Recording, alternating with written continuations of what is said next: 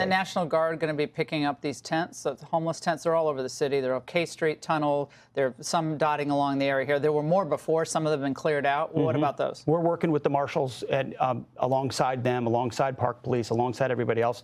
Wherever they need the National Guard to assist, we're happy to be there. Do you know where the homeless people are going to go? That's not really my lane. Yeah. Our job is to stand alongside law enforcement. We'll do that. Other really interesting news over the weekend was the news about the cartels in Mexico. The Sinaloa crime cartel and many others have wreaked havoc on the United States. You covered it when you were a host on Fox. You see it up close and personal now. Sheinbaum, the president of Mexico, is saying this is not welcome in our country. You know, you kind of see what she has to do perhaps there as well. What is your target, and how deep into Mexico do you intend to go? Well, we're not going to comment on any of the reporting from the New York Times. Sorry. I wish they had a little bit more commitment and patriotism to the country about what they report on a whole slew of levels. Yeah, saying you Trump secretly signed a directive to go into Mexico. Also, that material like that, true or not, should never be released. Ultimately, the president ran on designating these organizations as foreign terrorist organizations.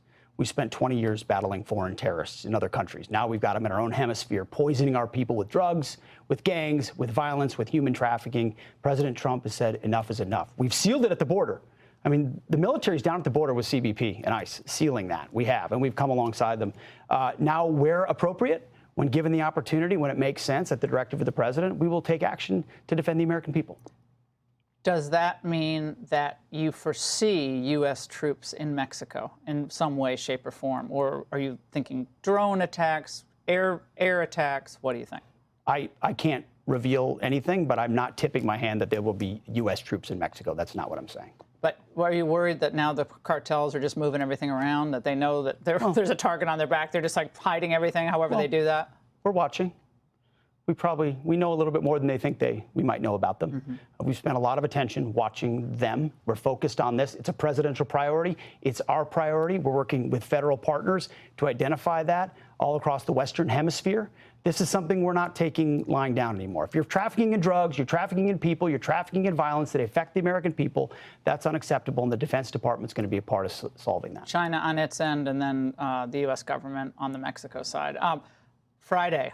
Big day in Alaska. President Trump meets with Vladimir Putin, but we understand that Volodymyr Zelensky will not be there. But the president said he would tell him how the meeting went. That's been criticized by those who kind of want to keep this war going indefinitely.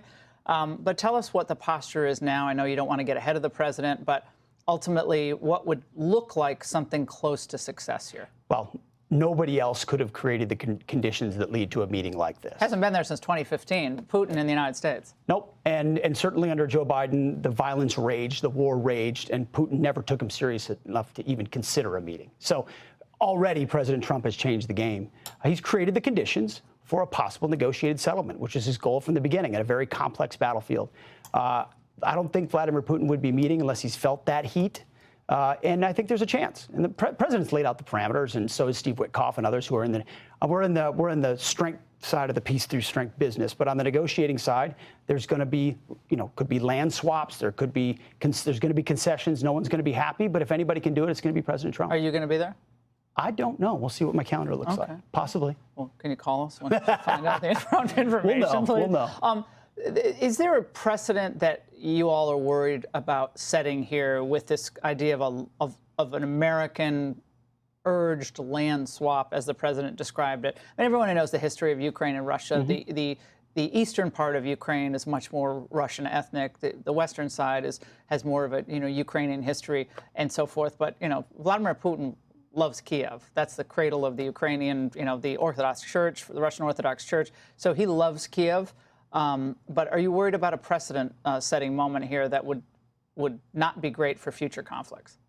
No, because this is not a war of President Trump's making. He ran to say, I want to end this war. He didn't cause this. The weakness of previous administrations, Obama and Biden caused this. President Trump came in to say, I'm going to make peace. It makes nobody happy, but it ends a senseless war with thousands of people killed every week, and he wants to stop it. Okay. I have a friend who just got through OCS as a Marine, went to a very great university. And so he told me all about basic training and how hard it was. But now I understand you're thinking about bringing back shark attacks to basic training. That's when drill sergeants get into the faces of recruits. We all saw that in the movies. I love those moments. But are you bringing that back?